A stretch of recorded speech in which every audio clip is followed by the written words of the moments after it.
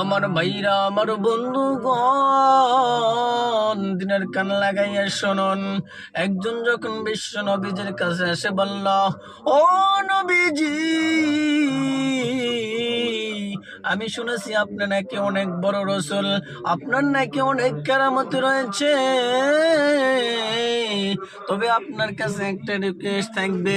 আপনার কাছে যে খেজুরের গাছটা দেখা যায়, ওই যে খেজুরের গাছে যে খেজুর গুলো ধরে ধরে রয়েছে, আপনার ডাকে সাড়া দিয়ে যদি ওইখান থেকে খেজুর গুলো আপনি নিয়ে আসতে পারেন, আমি কথা দিলাম ইয়া রাসূলুল্লাহ, আমি মুসলমান হয়ে যাব। আমার বাইরে রে, আমার বন্ধুগণ, বলতে দেরি বিশ্বনবী আর দেরি করলেন না। মনে মনে আল্লাহকে এসএমএস দিয়ে বললেন, আল্লাহ, আমার তো কোনো ক্ষমতা নাই।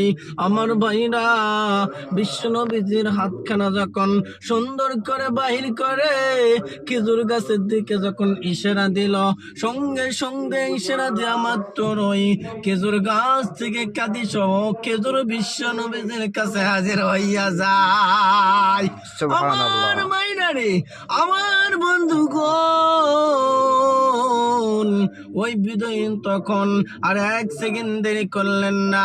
এই দৃশ্য দেখার পর এইবার বিশ্ব নবীর হাতটা ধরে ওই বেদুইন ডাক দিয়ে বলে, ইয়া রাসূলুল্লাহ, ইয়া হাবিবাল্লাহ, আপনি আমাকে এখনই কালেমা পড়ে মুসলমান বানাইয়া নেন।